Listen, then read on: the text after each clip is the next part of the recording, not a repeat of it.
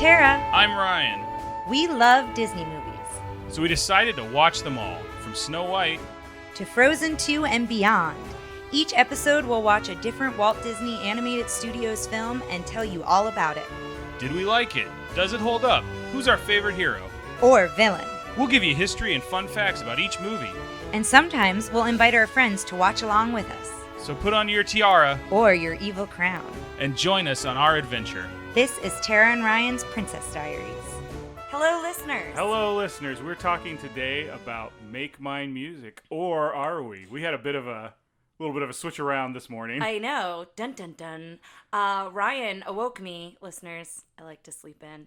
And Ryan awoke me to say that it was not on Disney Plus. So we should say that at the top of this, that, if you want to watch along and find it, Ryan can tell you where he has found it. So basically, I woke up this morning and set up. We were trying a new setup. As we've mentioned in previous episodes, we've got new equipment. We're going through a lot of that stuff. And there's a picture on the Facebook page yes. for those of you who aren't on the page. Well, so as I'm taking the Facebook picture, I'm putting up something in the background. I go, I'll put up Make Mine Music. That's what we're looking at today. And lo and behold, I find, or rather not find, Make Mine Music on Disney Plus.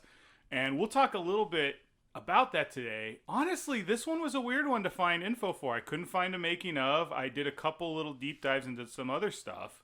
Yeah, I did some deep dives as well, and a lot of my facts I think will make more sense after we've watched it and talk about each of these. Mm-hmm. But to kind of go into it, and I'll read the synopsis here. Let me pull it up on my phone. So I'll go into a little bit while we're waiting for that. This is another one of the package films that they made. Specifically, this was meant to keep the studio running on a lower budget and to get things out there. I think this one came out after the war, but this was what they did during the war. So yes, during the war, this was 1946. Yes. So during the war, this was one of 4 package films. So this is the first one we're going to watch, and the ones that were done during wartime. Mm-hmm. And then Fun and Fancy Free, then Melody Time, and then The Adventures of Ichabod and Mr. Toad. Mm-hmm. So those were all done during wartime, but of course came out afterwards. And I think we've mentioned this before, but, they had less employees, they had less funding, less money for projects. And so that's when they got this idea to do these package films. Mm-hmm. And so these 4 specifically are usually grouped together because they were worked on during the war. And there are a lot of kind of miniature ideas from earlier things that they didn't flesh out into full features. For example, we're going to talk about the Blue Bayou as one of the features on that, and that was an idea they had for Fantasia that they ended up using for this. Yeah, and the animation it was Claire de Lune. Yes, and I think also some of that was going back to, I said this during the Fantasia episode, the idea that they were going to swap out footage every year or so. Yeah. And so the synopsis, the description here, it's very simple. And all it says here is Walt Disney's compilation of 10 animated shorts utilizing the musical talents of such artists as Benny Goodman. And it got a 70% on Rotten Tomatoes, so I believe that is the lowest so far as we are going movie to movie.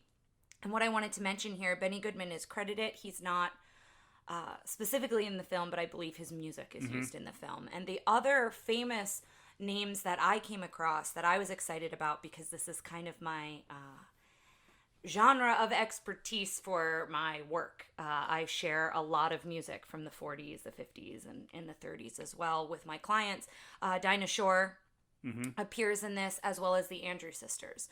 And so they were 2 very big names at the time, and pretty much, on the radio, you couldn't not hear these voices, whether it was on the radio, in films, that sort of a thing. And another voice that I want to talk about more after we watch it is Nelson Eddy.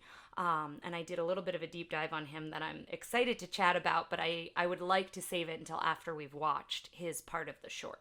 One of the things I wanted to talk about, one of the things I did a deep dive in this, because like I said, it's very hard to find stuff about this for a couple reasons. I did a little deep dive because this was a time when Walt Disney, the reason they didn't have a lot of his animators were actually out fighting the war. The U.S. Military came in and kind of used Walt Disney for propaganda. And when I say propaganda, this was actually this will be a short movie I watched about Disney propaganda. And there was also a book they referenced called Disney During World War II that I went to go look up on Amazon and is currently for $200 because it's out of print. But, there are a couple of those that yeah. as we've been researching, I've been looking them up to buy them, and I've saved them. But yeah, with them being out of print, they are a little pricey. I thought you'd find this interesting. A lot of their work during World War II was propaganda films and animation and things like that were, they had a movie where they redid a bunch of animation from Snow White and had the dwarfs buying bonds or treasury. And then they had one where they were trying to convince women to save their grease, their like meat grease, because they could use it to make glycerin, which is used in bombs. So it was Pluto and Minnie, and there was a story about that. Going back a little bit before that, I was wondering what was Walt Disney's, deal with the war.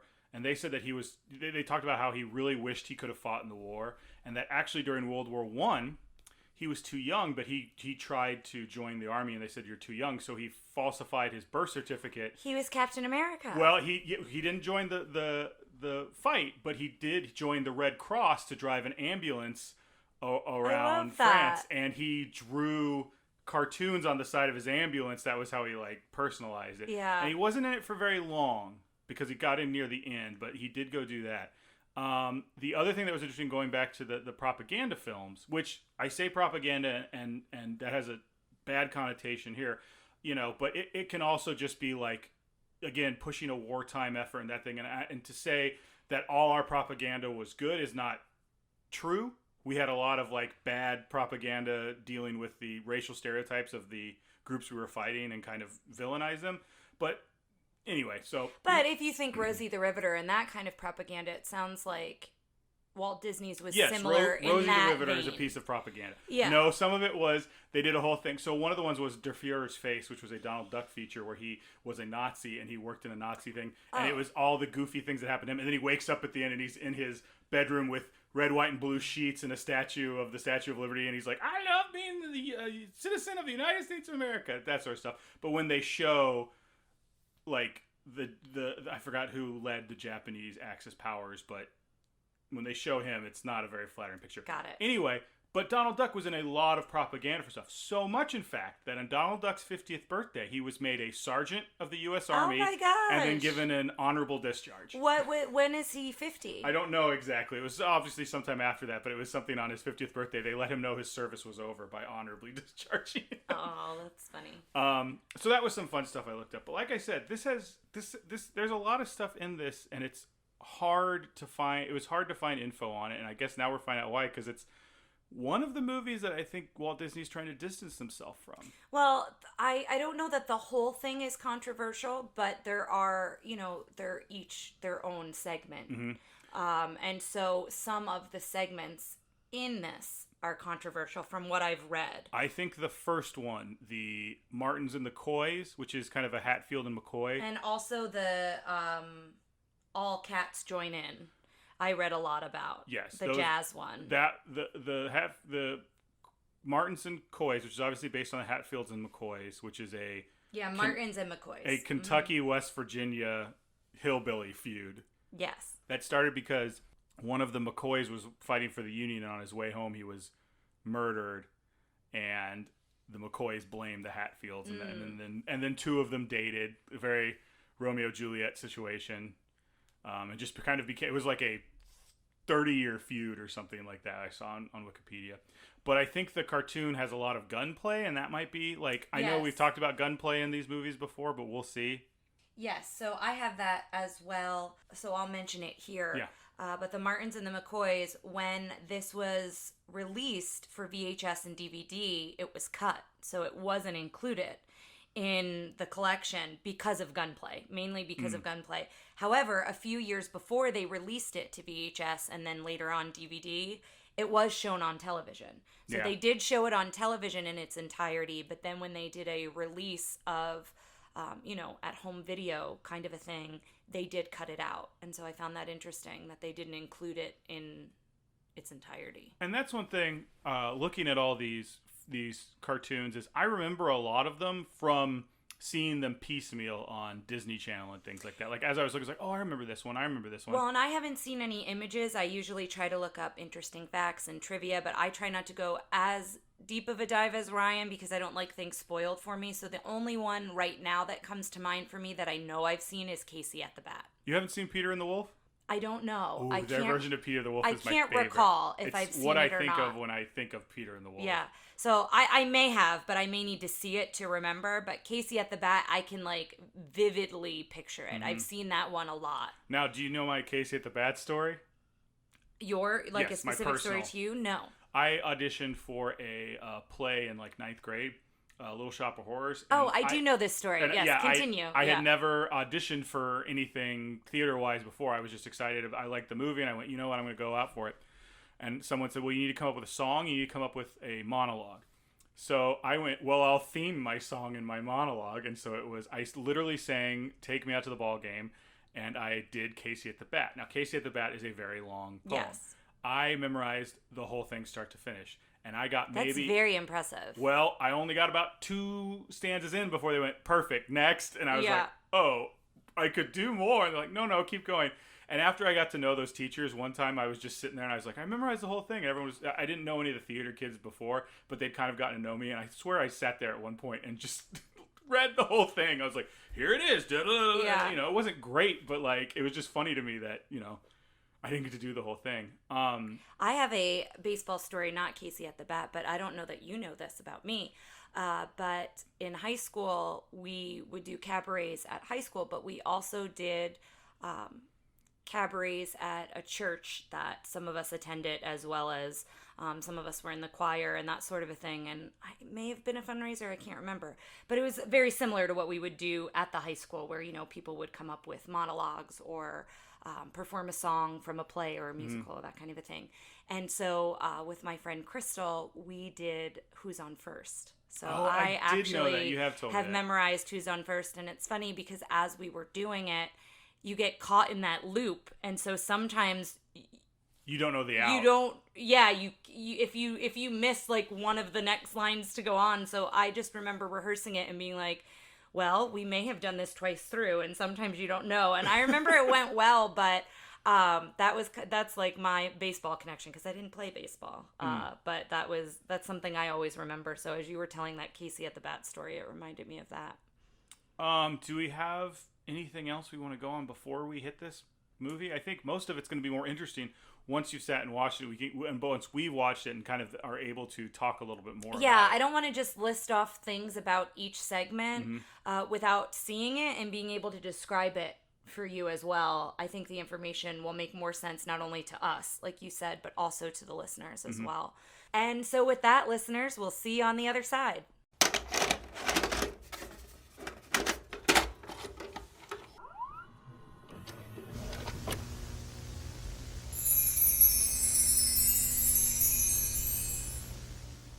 Okay, we are back. Guys, that was quite a journey, both through the many shorts we saw and also just getting it to happen. We had to find... How we had to watch them. Peter and the Wolf in 10 separate parts. And all of it is on YouTube, so if you are curious, you can search for them. I think the best way we found them was searching for Make Mine Music and then the title of each short. I'll post them. Okay. I don't have a problem posting them. If there's some sort of dispute copyright-wise, they'll take down the video. I see. Okay. Yeah, and I've got details on each one. I think some of them weren't to go into more detail than others, so I'll kind of just take it one by one. And the first one is The Martins and the Coys, and it is titled A Rustic Ballad, and it is the Kingsmen sing. So they are the singers in this one. And this is absolutely the reason this one's not on Disney+. Probably, yes. Yes, because it is gun It's very gun heavy, but I will say I really enjoyed it. Oh, yeah. I think you and I think if you get a chance to watch this and you're an adult, like it's a funny bit. The whole idea is so 2 houses open on 2 separate hills separated by a valley. So that's how it opens up. Probably like what, like 50 feet apart? Maybe, yeah, but they're both these very high hills, and there's one house on each hill, and you see hillbillies sleeping on both sides. And well, not only sleeping with their guns, firing their guns off yes, in their when sleep. they hear one of them a is, sound. One of them is asleep under a moonshine still. And that is Grandpa, because yes. then what happens is Grandpa is full of Mountain Dew, full of moonshine, and he goes down in the valley and up to the other hill to steal eggs from the McCoys. So Grandpa is part of the Martins. And the animation of him holding all the eggs in his beard, I loved. It was so funny. So he's holding all these eggs in his beard, and then that's when they find out he's come over to steal the eggs, and that starts this great fight between the two. Just guns being fired, shooting at each other, and then they all die. Yeah, so they're shooting across the valley, and the smoke clears, and the houses are burned down. And then all of a sudden, all these ghosts of the hillbillies start floating up to the sky, and that's how you find out that they've all died. And they float up to clouds, but they're each on an individual cloud, similar to how they were in the houses. So all the McCoys are on one cloud, all the Martins are on the other cloud, and they're looking down. They each have one more descendant left. And I don't remember who's on Martin what side. was a maiden, and she's Grace. Right. And McCoy is the only man, and he's Henry. And now we're going to get into one of my big problems with most of Make Mine music, especially talking about female agency. The man, I forgot the man's name. Henry is drawn just like a complete doofus. Just like a goofy cartoon character. Mm-hmm. And meanwhile, Grace is like... She's drawn... a bombshell. A bombshell, which is from this era. And I've got a note or two about the animation for another short that talks about where they think that influence came from. Right. So, but it's I thought this would have been funnier if she would have been like a just tall, like a lanky, goofy looking female version hillbilly. Of Paul Bunyan, essentially. Well, just a female version of Henry, like just a goofy looking person. Yeah, I would agree with that. But instead, it was just this very male gazy and. But he sees her silhouette and he starts floating in love. And I wrote, it's like Bambi. They're laying in the flowers and they're both Twitter-pated. Kicked in the face by love, I think is how they put it. Yeah, and so all of the ghosts of the Martins and the McCoys are so angry that then they make it rain and thunder and lightning because they're all up on two clouds that are separated by about the same space that their houses were. Yes. And so then I like this phrase. It says, the hatchet was buried when they were married. Yes. And so it cuts to a just married sign on their coach, on their car. And kind of most of the thing is, I'd say about half of the thing is just the reception. Yeah, you go into a church, which is their reception, and it's like a hoedown. It's a square dance. Was it a church or was it a barn? It said church on it. It had a title on the top. It looked like a barn. Mm-hmm. And so it's a square dance, and Ryan was like, who are all these people? Yeah. Because all of their family members have died, so we're assuming, I guess it's the townspeople who are celebrating with them, and maybe they're celebrating that the feud is over. Who knows? Well, is the feud over? Well, that's the thing, because then you cut to them in this cute little house that when it eventually zooms out, you realize the house is in the valley, which is in between the two original territories. And you see her, you never see her face, but you see her like kick him out of the house. And throw stuff. You see all the stuff coming out. And then he winds up his fist. Like he's going to go back in and punch her. But then her arm is out and he runs into her arm. Her fist instead. I'm not so sure about like him winding up to clobber her. No, that wasn't great. But I did like that it wound up being her that hits him instead of him. Not that that's great either, but... And then all the ghosts are happy again on their clouds. And cheering and basically saying that the feud is not done. Yes. And that's kind of how it ends. Like they zoom out and you see the houses in the valley. So this, I think, like we said, is the reason why this isn't on Disney Plus, which is interesting because this whole entire thing could easily be put on piecemeal. And there's ones that, in fact, are then later, we'll talk about this later, but are used as silly symphonies. I've seen most of these from just in piecemeal on Disney. Like they would just show little like Peter and the Wolf. And I do think Disney Plus could put them on individually. Yeah, I'm kind of shocked. Or the thing that bothers me is that they're willing to put on racist portrayals with a warning, but they're not willing to put this on with a warning. And I also don't think there's anything in here that's worse than like per se Pinocchio. Who Framed Roger Rabbit. Yeah, which or is on think there. about Pinocchio with it was more smoking and tobacco than it was guns, but still. I mean, I think they're trying to be a kids family-friendly platform, but where they draw their lines is a little weird to me. Yeah. Because again, at the end of the day, this was one of the more enjoyable. Yes, ones. it was one of the more enjoyable. It's politically incorrect. Yeah, but it's worth watching just to watch to it, check and it we'd out. love to hear your opinions as always. If there are any of these you check out, be sure to drop us an email or Facebook message and let us know what you think about them, because they're all pretty open-ended, I think. Do you have fairy tale facts for this one? I do not, no. Okay, well then let's rate it. What do you think? I liked this one. I liked it too. I did. I came away from it like laughing.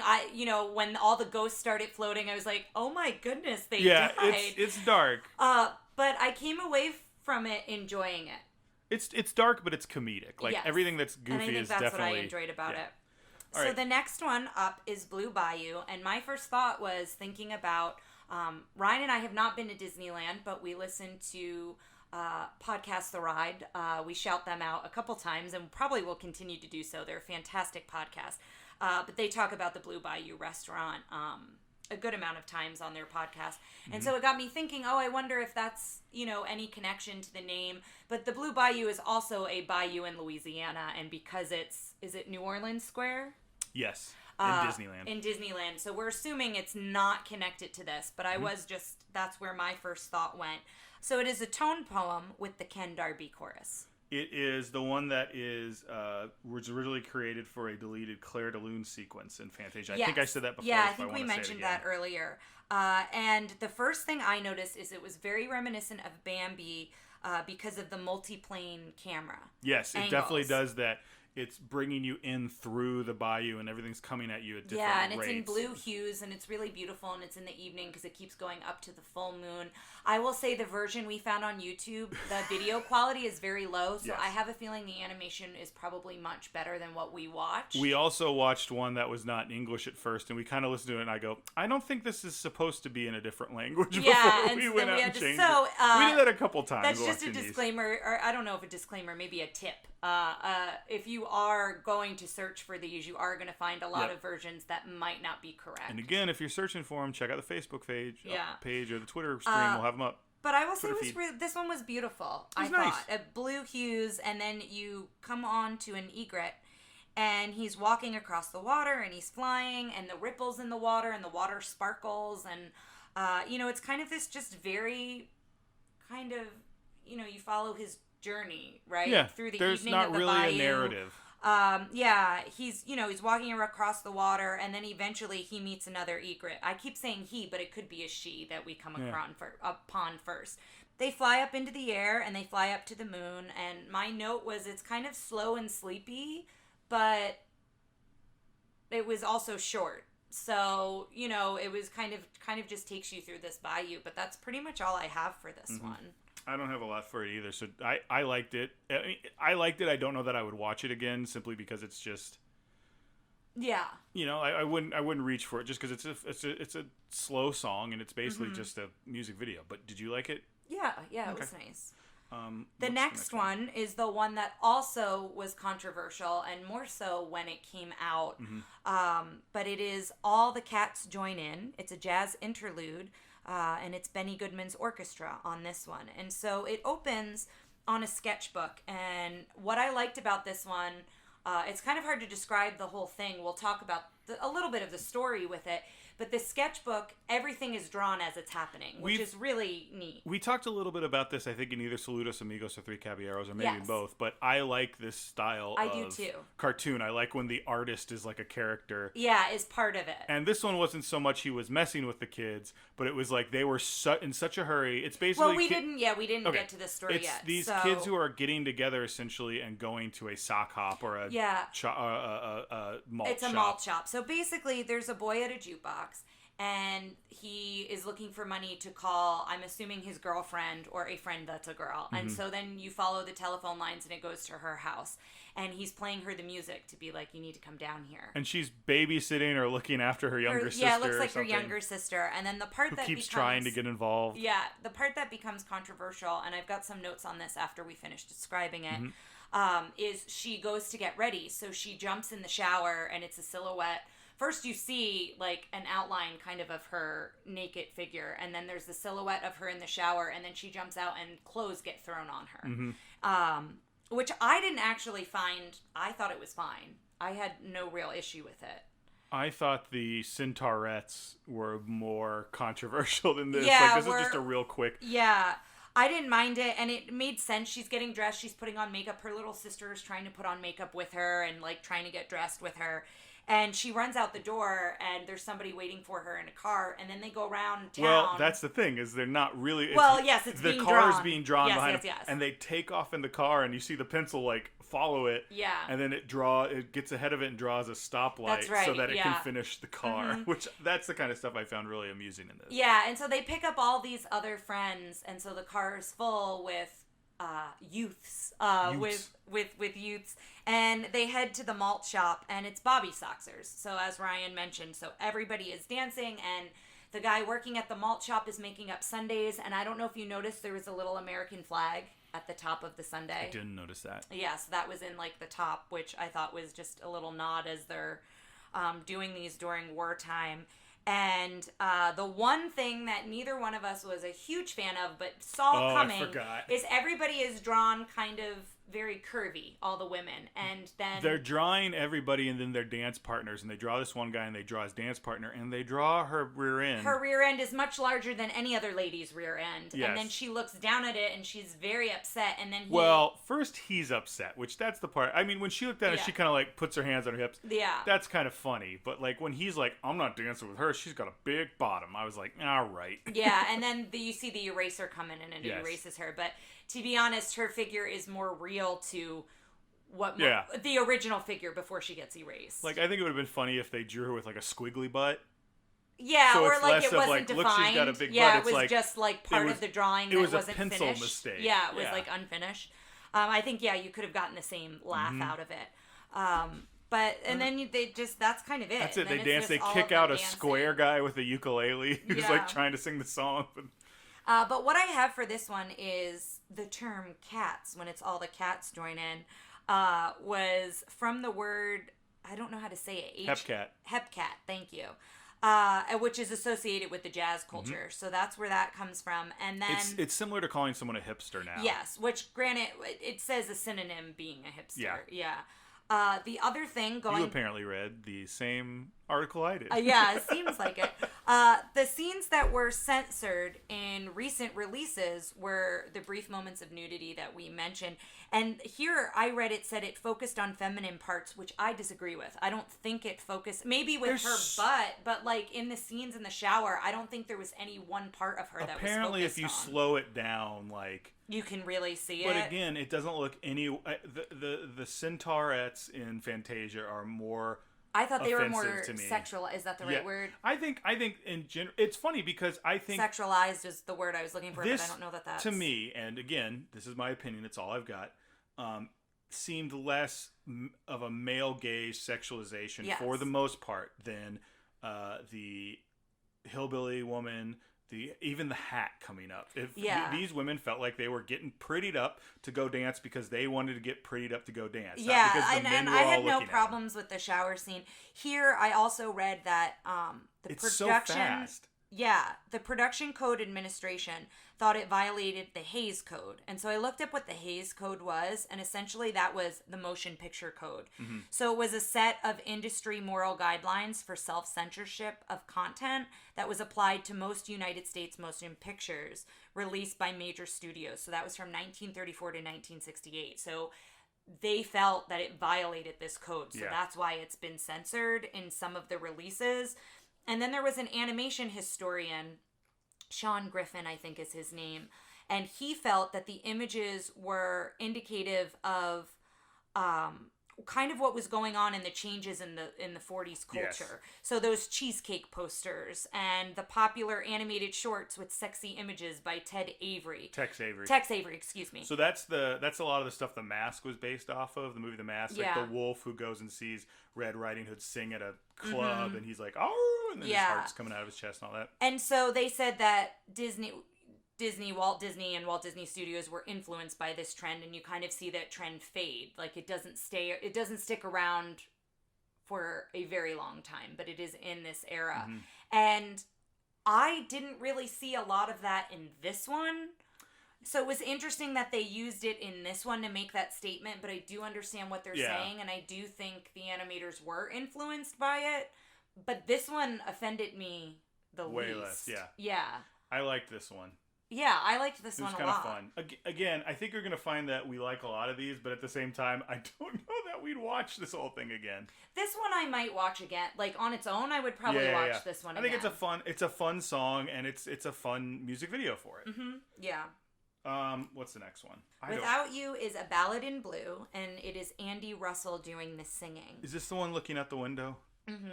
So Andy Russell, I did look him up because he had a really crooner-style voice, but it was kind of a little Latin-influenced song, like some of the rhythm, and he sang in an English and Latin style. He's of Mexican descent, and he was known for a version of Besame Mucho and several other recordings. So that's kind of the background on him. So he was somewhat popular when this came out. This is similar to Blue Bayou, and then it's just the image seems to be he's looking out the window lamenting. Yeah, so it opens on a dark room, and you see this window that's very bright, and over to the corner there is a table with a love letter on it. And so he's kind of lamenting about what the love letter says in it. And when he looks out the window, and you don't see a person, it's us looking out the window. It's from his point perspective. Of view, Rain is falling, and again, the quality of the video was low, so at first it was hard to tell that there was water falling on the window. We couldn't tell if the frame, the resolution had dropped, or it was just blurry. But it reveals a weeping willow, and it does it in lots of different colors, and then the leaves fall off the weeping willow, and then it turns to go up to the sky, and you see all the bright stars in the sky, but there's one star that's brighter than the rest, and the lyrics kind of follow that. The animation follows the narrative story of the lyrics with that one bright star. And then you go back to the night sky, and then there's bare trees in the landscape. So there's no leaves on the trees, and it goes from kind of dark of night. Not trees made of bears, just to make sure. Yes. So it goes from dark of night to these blue, like a more dark blue, to like pink hues, which I thought was really pretty. And then we come back into focus into the room, focusing on the window and the rain falling. And one of the last things you see is the bright star out the window. So I thought, imagery-wise, I thought it was really interesting that it followed the lyrics. I didn't seem that you cared for this one too much. No. But I seem to have followed it a lot more than you did. Here's the thing. You say the imagery did. I think it was a good imagery for this song, but at the same time, I don't feel that this song, like, you could have changed out the song, and this could work for a lot of sadder songs. Do you know what I'm saying? Yes. Yeah. I just didn't think it was fine. I enjoyed it. I liked that you followed the story with the animation, so... Well, it's also funny because I feel like at the end of every one of these, when I was looking for the next YouTube video, Tara was like, okay. Not on this one. This one I actually liked. But yeah, when we get to some of the ones coming up here. Well, here's the one that you were looking forward to, the one coming up next, if we're good with this one. Yeah.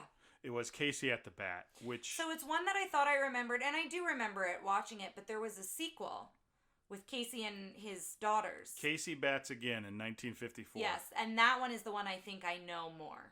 Which again, I think those women were drawn more like all the cats join in than some of the more. But in Casey at the Bat, it's a musical recitation, and it's by Jerry Colonna.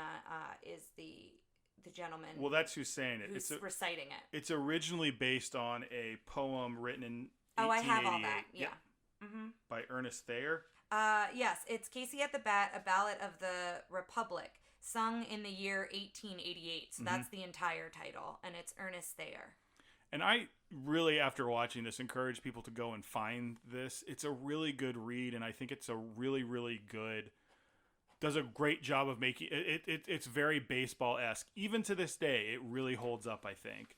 The way it was performed, I'm not 100% sure I agree with. Yeah. The added stuff was a little... The added lyrics... So in the beginning, you're just seeing stills... And they're just drawings of people getting ready to go to the baseball park. And they're singing part that's not in the actual poem. And one of the lines is, "Ladies don't understand baseball a bit." So well, it was there Ladies was more don't to it than ladies that. don't understand baseball a bit. They can't tell the difference between a strike, run, or hit. Like it was Yes. the whole most of the first part was ain't dames dumb. Like it was Yeah. so bad. Yeah, so I was really thrown off by that, and so I wasn't really focusing on it so much in the beginning. But essentially, you come into this baseball game, and it's 4-2. And The Mudville 9 versus the Burbank. That's what it said. Like we said, we couldn't really see it because it was cropped very It was cropped strangely. weird again because of the video we were watching, but Burbank was to refer to where Walt Disney Studios is located. Mm-hmm. So first up is a mustachy guy, and his mustache gets tangled in the bat as he goes to hit. Well, first there's the two guys who get out, and they're yes. they're up and down, and it's all about them getting struck out. And then you've got And the coach is yelling, and he's got a lot of chest hair. and he's very tiny. Yes. And then you've got the mustache guy where his mustache gets tangled in the bat, but he gets on base. And I think his name was Flint.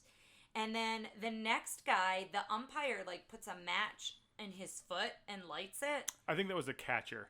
Oh, okay. Because that's that old hot foot thing they Oh, used I to do guess in it was old the catcher. cartoons. Yeah. So he does that, and so then he's distracted by that, but he hits the ball so hard that it blew the cover off the ball, which is part of the poem, right? Yeah. Yeah.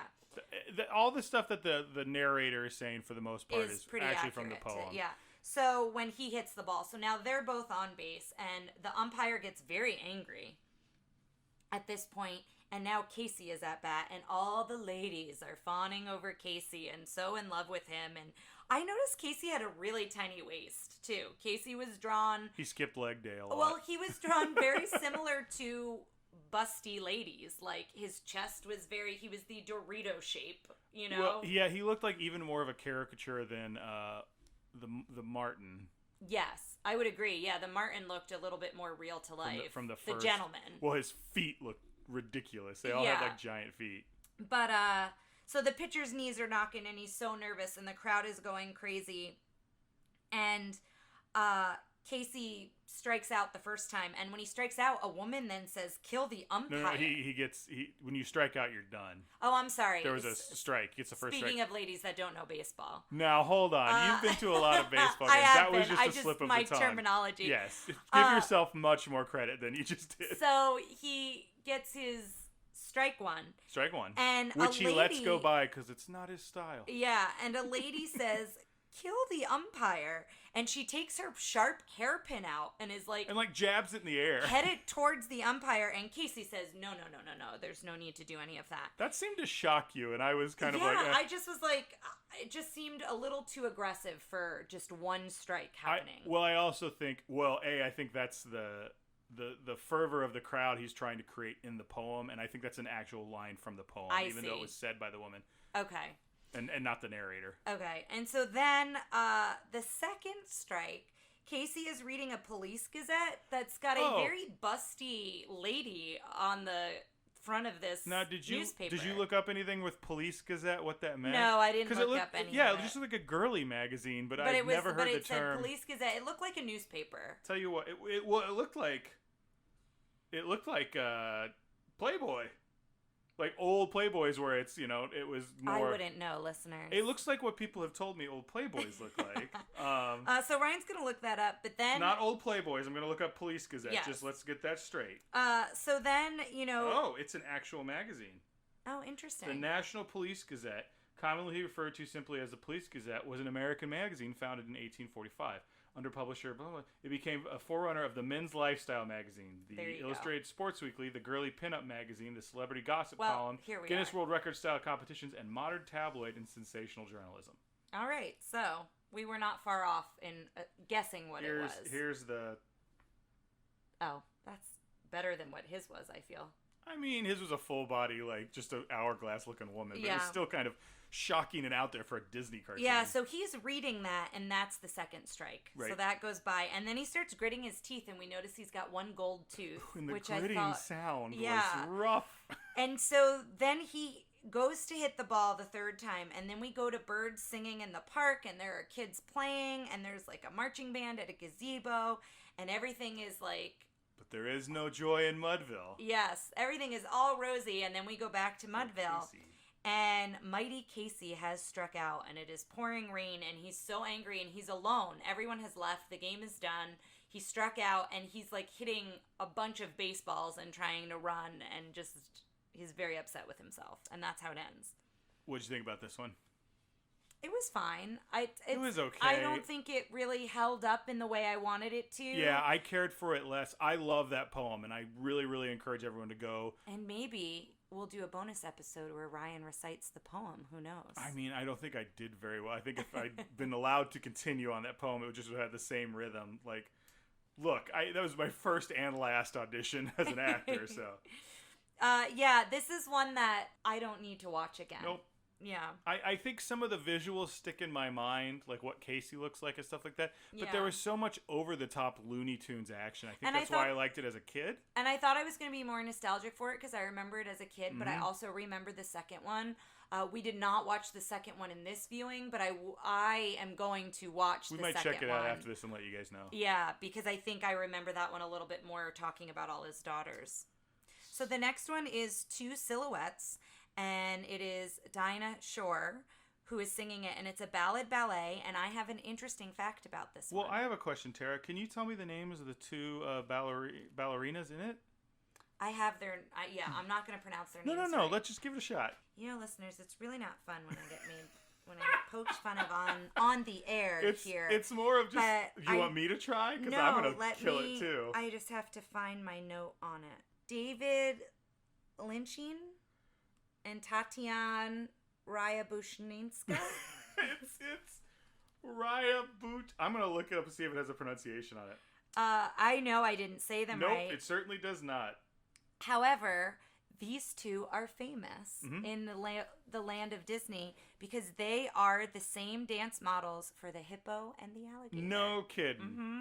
So from Fantasia. So these are the same two. And so they're used as silhouettes in this one. This one is a rotoscoped segment. Rotoscoping basically means doing animation over film. So they filmed these two and then they drew over it. They've done it. They did it a little bit in Snow White. They tried to do some of it, but Disney kind of moves away from it. But this was a perfectly interesting feature, the way they were doing this stuff, because I thought it looked cool. I thought it was an animated background, and then they were in front of it, and they did some kind of stylized stuff with the way their shapes were, and they had what I really liked is it opens and you see a heart, but the heart becomes two cherubs. So again, like that focus on a silhouette where it's a heart, but then it's two individuals. And the cherubs are animated; they're not rotoscoped. Yeah, and then it opens. They open the gate, this heart gate, to the two dancers, and those are the silhouettes. And for most of it, they're just dark silhouettes. They're black silhouettes, and they're dancing while flowers are floating, and the cupids come in and out of it and dance with them. They kind of dance through nature. I call them cupids, the cherubs. I kept referring to them as cupids. I know they're the same thing. Well, I just want to do the same explanation I told you, which was like Dracula is a vampire. Cupid is a cherub. Like, it's the same way to go like that. But, so they're dancing. One of them dances with the ballerina, and she, like, goes up to the sky and is kind of dancing in the stars, and it's really beautiful. And then when she comes back down to join him, the lighting on their silhouettes changes for a little bit to where they've got shadow with lighting, which I really enjoyed a lot. And then it goes back to just the solid black silhouettes as it ends, and you end with the cherubs closing the gate and then coming back to being a heart. I really liked it. I thought it was really beautifully done. And also I think the reason I enjoyed it more was knowing that those two ballerinas were the models for Fantasia, and we loved the hippo and the alligator so much that it was kind of a neat connection. I looked at it a lot. I looked at it a lot in the same vein as the Blue Bayou, which I keep wanting to call the Blue Danube, but that's not it. Yeah. The Blue Bayou, in that, like, yes, it was very beautiful. I thought it was very well done. I don't know that I'd watch this one again. Yeah, it might not be one that I would immediately be like, I want to watch it, but I thought it was enjoyable and it's worth checking out. Mm-hmm. All right, so I'm just making sure, listeners, I don't have any other notes there, and I don't. Okay. The next one Peter and the Wolf. Yes. So, this was the one we had the hardest time watching because we couldn't find it in full on YouTube. I was shocked we couldn't find it in full on YouTube. And the version we ended up with, we were able to find all the parts together, but it is someone filming the television. This is one I'm shocked is not on Disney Plus as its own little... Because they have little silly symphonies and merry melodies that are... Or no, merry melodies might be Looney Tunes, but... They have their own silly symphonies up there on their own. You can watch them just in collections or in little things, and this is perfect for that. And honestly, this may have been... this was quite possibly my favorite one of the whole thing, and I'll go into why here in a second. Yeah. If you want to So the narrator is our famous voice, Winnie the Pooh, Sterling Holloway, and Stork from Dumbo. Yes, Stork from Dumbo, and many other voices that we'll hear along the way. And so they introduce you to all the characters in this and the instruments that are associated with them. So Peter is the string quartet, and the animation is animated as instruments and music notes as well as like showing you each character. So the animation of Peter and the animals. So the bird is Sasha, and that's the flute. And Ryan made a very interesting observation that I agreed with, that the bird looks like the weirdo bird from... Not Saludos Amigos. Three Caballeros. Yes. So it is a distant cousin, I think. Wearing a top hat. Well, a Russian, I don't know what it's called, but it's a Russian hat. This one is interesting because it's written by Sergei Prokofiev, I think. Prokofiev? Something like that. Right. Regardless, it's written by a Russian composer, and so it's very pro-Russian, especially at a time when they were our allies. You know, very quickly after this, I think, is when the Cold War kind of starts kicking up and that sort of stuff. But right now, this is during World War II, so we're all very pro-Russia. So it's interesting to see. There's a part where the bird writes wolf in the snow, and the narrator goes WOLF. Well, all the signs are in Russian. It's too, in Russian. Yeah. So next we have the duck, and that's Sonia, and she is referenced by the oboe. And then we meet the cat, Ivan, who is the clarinet. And then I believe it's just Grandpa, but Winnie the Pooh says Grandpapa. I don't know if he's referred to as Grandpapa in all the versions of this or not, but he is an old bassoon. And then the hunter's guns are represented by the kettle drum, and then the wolf is represented by kind of a variety of instruments. So we did notice that the animation with the wolf was very, very scary. And you continue to see him. He is very intimidating and very scary along the way. One of the things I thought was really good about this, and I'm wondering, have you seen Peter and the Wolf outside of this? No, which I'm sure will be shocking to people who know me because of my background, but no, I have not. Well, we found a David Bowie record where he's narrating it, and I remember growing up, I had a narration of it. But my question is, when they do this live, is there a narrator? Is he a part of the story? Or is like the original presentation of this narrator free? I believe there is a narrator, but I don't want to be quoted on that. Yeah. But I believe there is a narrator that guides you through the story. Chris, if you're listening, help us out here. Yeah.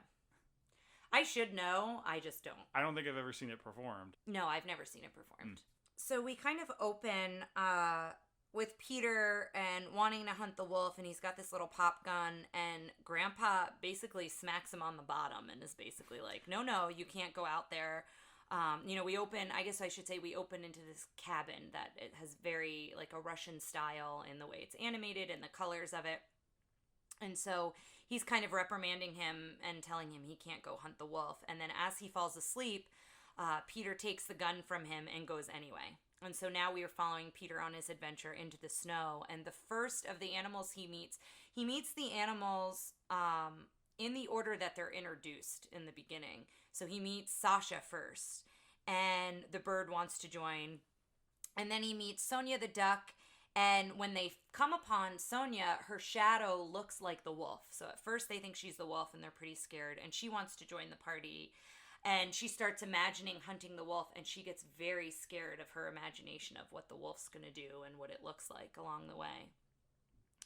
And then we meet Sneaky Ivan the cat. And one thing I should mention here, we're referring to all these animals by name. In the original, the animals don't have names. So that's just something to note here. That's something Disney did, but they don't have names. It's very strange. I don't know why, but when I remember Ivan like watching this, I remember him as Gideon from Pinocchio, or looking more like Gideon. And he's not at all. Like, I was waiting for Gideon to come out. Yeah. And he looks completely different. He acts completely different. Well, and they describe him as shy on brains. And he comes like slinking through the grass, and he starts chasing Sasha, chasing the bird all around, and Peter tells them to stop fighting, and the duck says he's a cat in the grass, and so they're all kind of getting worked up as the cat is coming in, and they kind of work it out, and they keep marching in the snow to find the wolf. Hold on one sec. Do you think he felt shy on brains? That's interesting, because they did present him as he's a dummy and blah, blah, blah, but he felt very sly. Like when he's helping catch the wolf later, I thought the duck seemed shy on brains. Yeah, it is interesting. But yeah, the narrator described him. Yeah, I would agree with you on that the cat seemed more cunning, like more like what cats are depicted as in other animations and things. But they do come upon the wolf, and the wolf, when they zoom in on him, his eyes are like bright yellow and red, and he's got these sharp teeth, and the drool that they animate in almost every scene that the wolf is in. He's got drool dripping from his mouth. And so the wolf is not goofy. No. The wolf is very scary. looking. And everyone's scared, and the pop gun, Peter uses the pop gun, it basically like pops the nose of the wolf and does nothing. Mm-hmm. And so the first one the wolf chases down is Sonia the duck, and he eats the duck. And so all that's left is a feather and the duck's footprints in the snow. And so everyone is upset and crying, and we watch Sonia go to the pearly gates with a halo. And that's... Which they draw wings on a duck. Yes. But her arms are her wings. Yeah, so they're double winging her. double winging her. And then next, Sasha is so upset that the wolf ate Sonia that Sasha goes after the wolf, the bird. And so then you're seeing this whole scene with the bird, and the bird's in his mouth, and then that's where the bird leaves his hat in his mouth, and it's like this whole sequence of going back and forth with the wolf. And then as that's happening, Peter is, I think, up in a tree, and he's got rope that the cat has down below, and this is the part Ryan's talking about. He's lowering the cat, and the cat's got the other end of the rope, and he's going to rope it around the tail. Try to tie it around the tail of the wolf, which eventually they do. And the bird gets away and hears the hunters or sees the hunters, something like that. You hear the hunters coming because this is all about audio. So they hear the like they have a theme on top of the kettlebells whenever the guns go off. Because anytime they're surprised, anytime their kettlebells are weightlifting. Mm-hmm. Anytime they're disturbed or surprised, they fire off their guns and kind of look around. This one, again, has more guns in it, but didn't really bother me nearly as much as the other ones. I mean, yes, and so the hunters, the bird tells the hunters about the wolf, and they go back to where the wolf was, and you see Peter's footprints, you see the wolf's footprints, Peter's hat, and Peter's gun. So now they think that the wolf has taken Peter. And then they look up, and Peter and the cat have... caught him. They didn't need the hunters. Yeah, they caught him with the rope, so they didn't need the hunters. So they all kind of march back into town on a parade with the wolf tied up. Now, when I used to listen to my record that I had, this was a record I had that I listened to, not a tape, not anything like that, needle and everything. I remember that the bird was actually alive. The duck had been eaten, but was alive inside the wolf. Mm. And that there was kind of an indication that they were, when they killed the wolf and cut him open, that the duck was going to come out. But that's not the case here. No, here what happens is we find out that the duck was hiding in a tree, inside of a tree trunk the whole time. Sasha goes back and I think is mourning the duck still, and then we find that the duck is actually alive. So that's which is exciting. That's the end of that one. This, like I said, is my favorite one. Because I think it feels very... Not necessarily it would fit with Fantasia, but it feels in that same vein of like, let's introduce children to classical music. Let's introduce them. There's a bit of learning at the beginning of associating a character with not only a particular piece of music, but a specific instrument. So you're learning that one-to-one. Yeah. I really enjoyed it. I enjoyed it. I think for me, it being choppy kind of takes you in and out of it. And there was like buzzing and all these different things going on. But I am looking up. Was this the one that buzzed and you kept laughing at? Yeah. Every once in a while, just be like, buzz, and Tara would just start laughing like, good Lord. So it is performed with a narrator every time it's performed. Okay. And one version that I was looking up here has it with different actors playing each animal. So I think it depends how you see it. If you see it in, I think, this is me going off assumption in the quick reading I've just done, if you were to see it in a classical, like, orchestral concert, I believe there's a narrator with the orchestra. But if you see it in more of, like, a children's theater, you're going to have actors playing each animal along with the music. So I think there's lots of different versions and different ways that you could have seen this performed and continue to see it performed. I'm interested to hear that David Bowie one we kind of saw but skipped over. Yeah. One fairy tale fact I wanted to throw in here. The original Peter and the Wolf story, Peter is a young pioneer. The Pioneers were a Soviet children's organization funded as a communist version of the Boy Scouts. So I just thought that was interesting. I'm going to look up one more thing for it. Okay. The following pronunciation is brought to you by pronouncenames.com. Oh my god. I don't need any of that. Prokofiev. So I think I was close. Prokofiev. So that's how you say it. Listeners, that's we went back and figured out how to pronounce it, so there you go. So the next one is After You've Gone, and this is the Benny Goodman Quartet. So Benny Goodman is featured twice, once with his orchestra and once with a quartet, which he is actually playing clarinet on in this one. It's anthropomorphized instruments running around doing...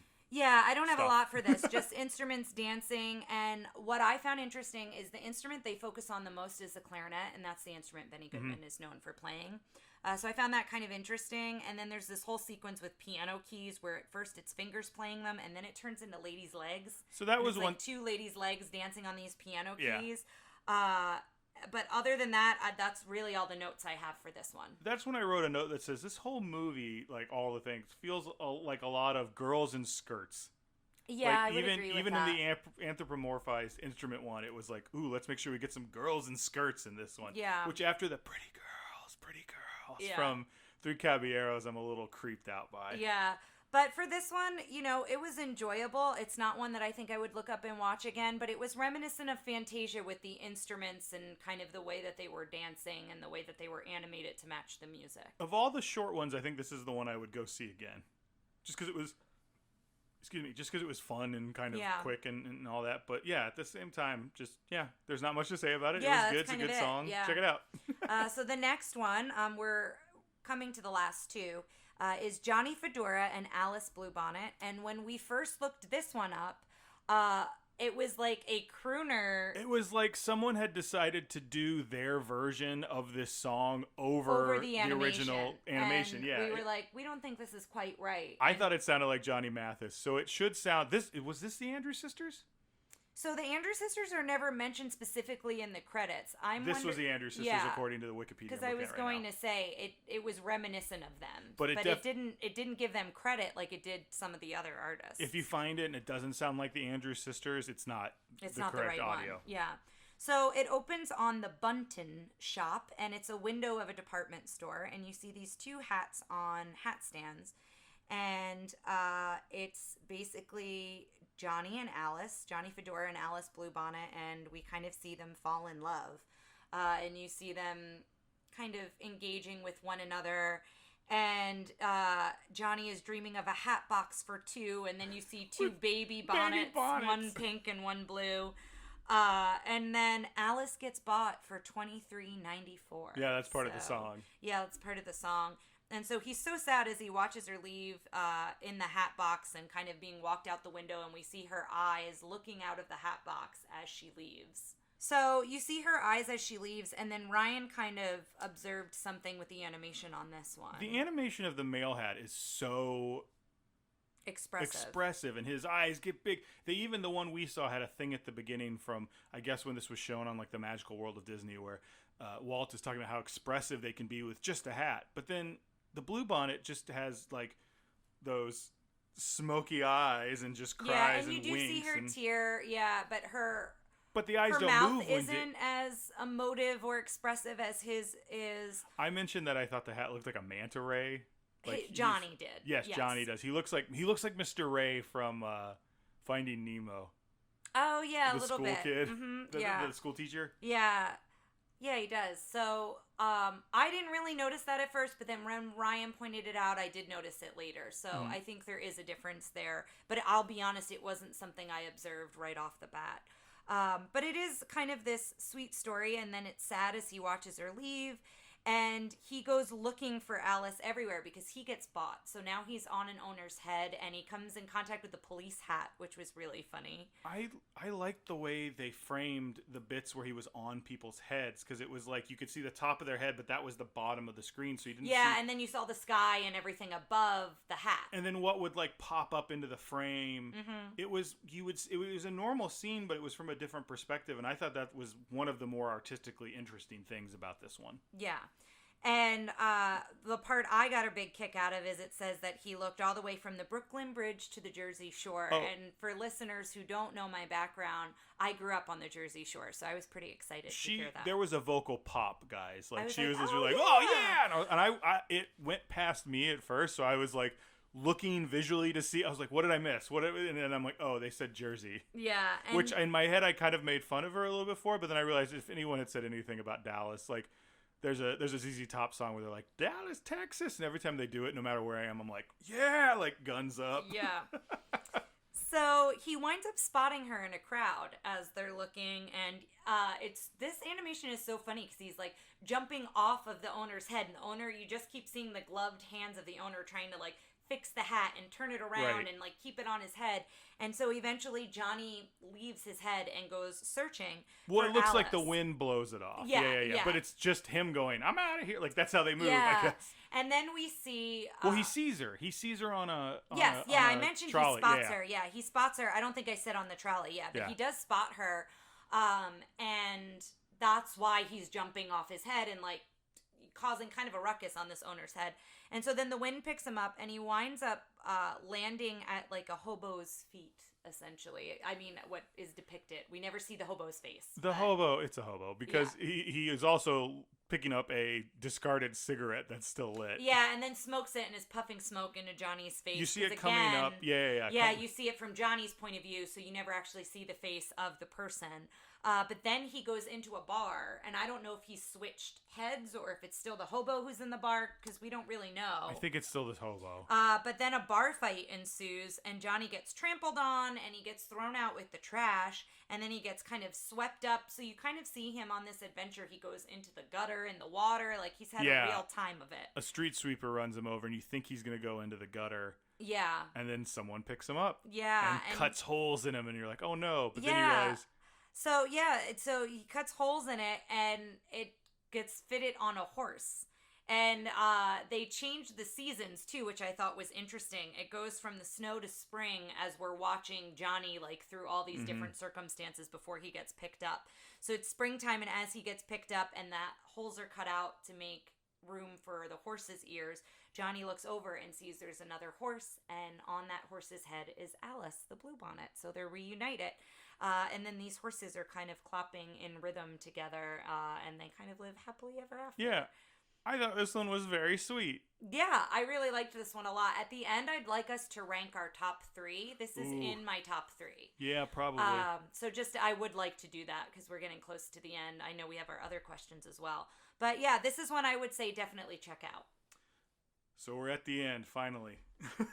Or the finale. Yes, the finale. And this one has 2 titles. The Whale That Wanted to Sing at the Met is the original title. But it was a silly symphony, so it was released on its own. I believe, Ryan, I'll have to double check me on that. But it was Willie the Operatic Whale when it was re-released. And that's how I know it, because I've seen that one before. I didn't know it was part of Make Mine Music. Now, I've seen a lot of these before. I've even seen Johnny Fedora and Alice Bluebonnet, but I just didn't really remember it. So it opens on a storm, and you see this lightning and things being swept up, and then there was a witch. Oh, yeah! Remember? It was very random that the witch, like, flies through this storm. So I said it was a witch from Bald Mountain. I'm not being, like, metaphorical. It's literally a witch that flies by when they're all flying out of the graves. Yeah. I know that witch. Yeah, it was just interesting to see her. It was definitely a shout out on the animator's part, I feel. It's a Night on Bald Mountain, but also kind of Wizard of Oz. Like, it was just like... Well, and also the witch that I think is in another animation later, that witch that's around the pot with the Huey, Dewey, and Louie. I mean, it wasn't that animated. Yeah. It wasn't that detailed, but it's just It weird. came by very quick. It's just weird to me that maybe in that time, like the idea of a witch floating through wind was like shorthand for a storm. I believe The Wizard of Oz is 1939, but I'll have Ryan double check me here. Let me see. I'm pretending I already have this up, guys. Yes, she's right. 1939. I thought so. This is facts and history when I'm in sessions with residents. So sometimes the years pop into my brain, but I never want to misrepresent. So I like the double check. I'm going to brag on my wife for a little bit for a second. Whenever we do any sort of trivia night, going into it, Tara is just so down on herself and talking about how I think she thinks she's not as good at trivia as other people. And there's always something she knows that nobody else at the table was anywhere close. All the time. She's just like, I don't know anything. And she's like, 1939 Wizard of Oz, or something like that. And Yeah, I'm just like, okay. It's usually from my work, and it's just what stays in my brain afterwards. But going back to the whale, after we see this storm, it opens up to a mystery voice singing at sea. So we're seeing headlines. We're seeing newspaper headlines. I'd love to get the headlines again. They're great. Yeah, one is mystery voice singing at sea, and I'll be on whale sings is another one. I did not write them all down. Those They were start two getting of many. like what's it called when you have the alliterative, I think is the word. Yeah, there's one about the sailors or the seamen see. Melodious mammal is the one I remember. Yeah. So there's a lot of them, and so you're seeing all these townspeople, or in this city. You don't see enough detail to know, but they're reading all these newspaper headlines, and it flashes to doctors and experts that argued it was near impossible. Did you see the one doctor who was like showing a picture of the fish, and then they had the same face? Like, yes, that was my favorite. And then the impresario of the opera comes in, and he thinks he knows everything. Teti Tati? I think so. Yeah. He's discovered lots of different opera singers and different performers along the way, and so he believes that the whale has swallowed an opera singer, and he's determined that he's going to find and save this opera singer that's inside the whale. And so Whitey the seagull comes in. I forgot that was his name. And he sees the article about how he sees that Teddy Toddy is looking for Willie. Is looking for this whale, and what he perceives as a famous opera singer inside the whale. And so the bird flies all the way to Willie and shows him that he's very famous. And we open to the scene of Willie on singing shortening bread, and he's singing to all the other animals, the seals and the seagulls. The seals look so happy. Yeah, I love it. So good. And so after reading the newspaper that the seagull has, he's determined. He's like, oh my gosh, this is my big audition. What am I going to sing? And so he swims all the way to where they are hunting, searching for him. And he sings Figaro. And I associate Figaro with Mrs. Doubtfire because it is the opening when Robin Williams is doing the voices of animation. He's singing Figaro. So that always flashes in my head when I hear it. But he's singing it, and folks, when I think of Figaro, I think of the actual opera. Oh, of course, yes. And so basically, the impresario, he wants to shoot the whale right away, and the sailors love his music. At first, the sailors are going to try to shoot him with a harpoon, and then they are just so smitten and taken away by this whale that they stop him several times from shooting the whale. And he then...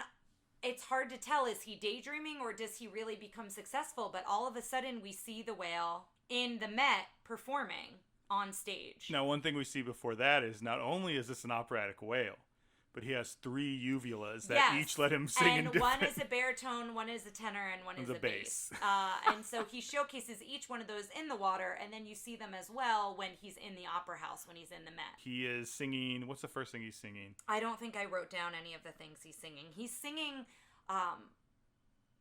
very famous operatic performances. So if you are one for the opera, I am not versed in a lot of opera, but they are very famous excerpts from different... Well, the first one he does, I know he's kind of... They're just playing with his size and the idea of him being in the Met. And him, when he bends over when to he bow. Bows, he's bowing over the entire audience. And the seals and the sailors are all in opera boxes, and they're so into what he's doing. But then he ends up doing Pagliacci, which I believe is the clown one. Yes, he does the clown one. The crying clown. All up, the crying clown, and I think he does one after that. He does... something where he's a Viking and there's a Valkyrie woman and he's singing to her, and I very much remember that scene where she's up against his mouth and you can see his uvula voice, and she's she's Like, I remember that very specifically. Yeah. I don't know why. And so I had never seen this one, and so I was going back and forth. Is he imagining this? Did he really make it to the Met? And I was so excited. I was like, he really made it to the Met. That's so cool. And then we go back to the water, and well, they lead you there because he's Mephistopheles for a second. He's the devil in one. Yeah. And he's like hitting the real low bass note. notes. And then it dissolves, like you said, back to the guy at the harpoon, and it looks horrifying. Yeah, and it's so sad. And he shoots the harpoon, and he does, in fact, kill the whale. Willie! But they talk about... Not Free Willy. No, yes. Kills Willie. They talk about... the narrator says, miracles never die. And so Willie is still singing wherever sea creatures go, whatever heaven they belong to. Willie is still singing up there. And then you cut to Willie, and now he's in hues of like pinks and, he's different colors up in the sky. And singing. he's got wings. And he's got wings as well. And the thing I was saving for the end that I wanted to mention, I highly encourage everyone to watch this for this specific reason. I mean, I think for many reasons, I loved this one. But for this reason in particular, this one, all of the operatic vocals, the bass through the soprano, and the chorus are all sung by one individual named Nelson Eddy. So we think all just the spoken word. Yeah, I didn't get the note on if he also did the spoken word, but I would assume he did. It sounded all like him. I don't know that for a fact, but I do know that all of the vocalizations that were sung were him. And it is really phenomenal to hear all that. And when it's the chorus, how he put the voices together, he tinkered with his father's home recording equipment. So he put it together. Wow. Is what I read anyway. And then I went on a deep dive because I wanted to know more about Nelson Eddy, because I was like, this is a pretty big talent to be able to perform all of those voices in those different ranges. And so he was in 19 musical films throughout the 1930s and the 1940s, and he's one of the first crossover stars. So he appealed to both the Bobby Soxers and the opera purists. So that's two very different styles of music that he crossed over into. And they say in his heyday, he was the highest paid singer in the world. So at one point, he was making the most money for what he was doing. He had a 40-year career. He has stars on the Hollywood Walk of Fame. He has 3 of them for film, radio, and recording. His footprints are at the Chinese Theater. He had 3 gold records, and he sang at the 3rd inauguration of FDR. It was really interesting to go down a rabbit hole about him because he had such a rich career and was so talented, not only in his operatic singing, but in other performances and musicals and things like that. And when you go into viewing this one with knowing that he does all the voices, and the credits say that at the beginning, he does all the voices, but to really keep that in mind, it's really impressive. And so I just wanted to make sure to give him credit on that. So to give Nelson Eddy credit. I assume we both like this one. Yes. Are you ready to give your top 3? Yes. My top 3 are The Whale. This one is number 1. Okay. Go from the back front. So, okay. We've already... Yeah. Well, I guess I've spoiled it and I've told you my number 1. So my number 1 is The Whale. Number 2 is Johnny Fedora and Alice Bluebonnet. And number 3 is the Martins and Coys. Really? Mm-hmm. Peter and the Wolf not on that? Nope. You didn't like Peter and the Wolf? I thought it was too long. Oh, really? And like I said, I think I need to view it without all the choppiness and without all the weird angles and without all the additional sounds. But it took me out of the experience so many times that if you had told me like what ones are in this, I wouldn't remember that Peter and the Wolf was in this. Oh, okay. Well, I like Peter and the Wolf. Peter and the Wolf was my number 1, and then I got to go with The Whale as number 2, and then the Johnny Fedora and Alice Bluebonnet is a surprising number 3. I thought it was going to be Casey at the Bat. Well, and the reason I chose the Hatfields and the McCoys story as number 3 is I was pleasantly surprised at how delighted I was by it. I laughed at it. I thought it was silly. Even if it is inappropriate, it was one that I enjoyed more than I thought I was going to enjoy. It was appropriate for us. But it's why it made it to number 3 for me, because I think it was so surprising on how much I enjoyed it. There are things I've seen on other Disney stuff that I think I cringed more at than Martins and Coys. I don't think I really cringed, and like us talking about it, yes, I identified things, but while I was watching it, I didn't really have a cringe feeling on it. So. All right. So our questions, which aren't going to really apply. Yes. How was the princess? How did you like a lot of the protagonists in this? I liked Willie the Whale. Yeah, Willie the Whale was great. I guess Alice Bluebonnet. I think that's a prince. I think she's a love interest.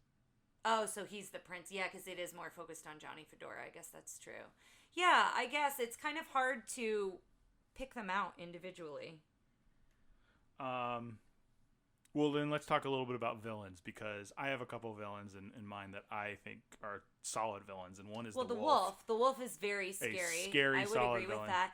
And the impresario. Yeah, he was also very intense. Both who I could see in Villainous.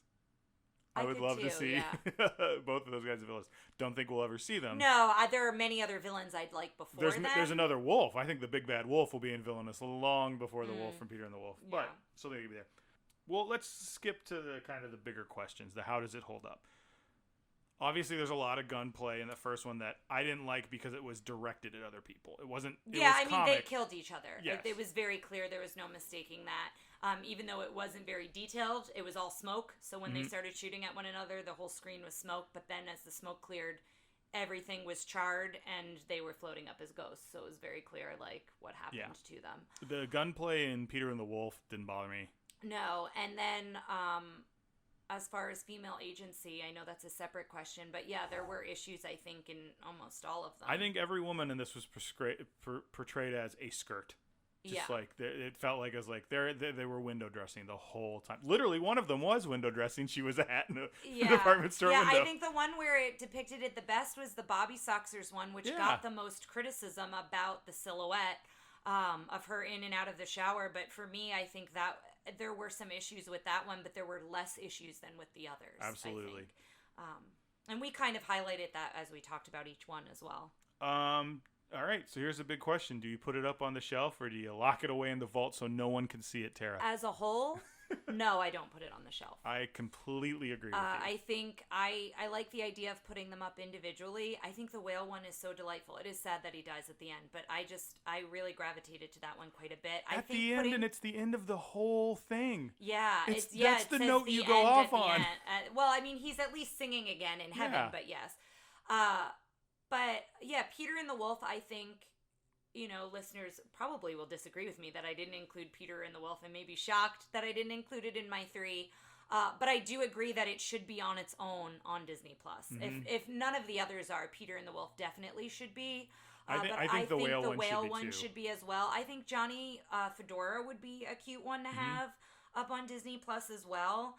And you liked the Martins and the Coys, but I don't think that one should be on okay Disney with it not Plus. being up there either. I'm fine with that one not being on there, but I think at least, what are those 3 or 4? Those are 3. Yeah, so the 3 that you named. And the little short ones. Like, that's the thing, is I feel like putting this stuff up there is similar to what they did on the Disney Channel, which is we don't have as many commercials. We're not programming stuff for time, so we have weird slots in between things. Why not just put them up there so a kid can just put it on repeat or have like a collection? They do collections on there. They have weird collections like the Darth Vader collection. Why would you just watch certain movies out of the Star Wars things because you like Darth Vader? It's weird. But why not have a collection that you go and it's silly symphonies or a bunch of those and it just plays them in a row and it gets them, like at Netflix when it starts trying to play something else, but this is curated stuff. To all of those, and those can all just be up there. Mm-hmm. Yeah, I like that idea as well. So Disney, if you're listening. Yeah, I know they do. Hey, Bob Iger, listen up. This is our idea. But yeah, I think, individually, I think there were some we liked more than others, but I think as a whole, this is not one I would put on the shelf. Well, guys, thank you for coming on this strange journey with us. Next up is Found and Fancy Free, which we're both very excited about. The return of one of our favorite characters on the show, Jiminy Cricket. Yes. So we'll see you next time, guys. Thanks for listening to Tara and Ryan's Princess Diaries. If you want to tell us your favorite Disney villain and why it's Gaston, send us an email at trprincessdiaries@gmail.com. Or you can send a tweet about how great Maleficent is to @TRPDiaries. Check out our Facebook group by searching for Tara and Ryan's Princess Diaries. Tara and Ryan's Princess Diaries are available on iTunes, Stitcher, Spotify, Overcast, and many more. Wherever you hear us, please be our knight in shining armor and give us a 5-star review. Thanks again, and until next time, remember to always live happily ever after.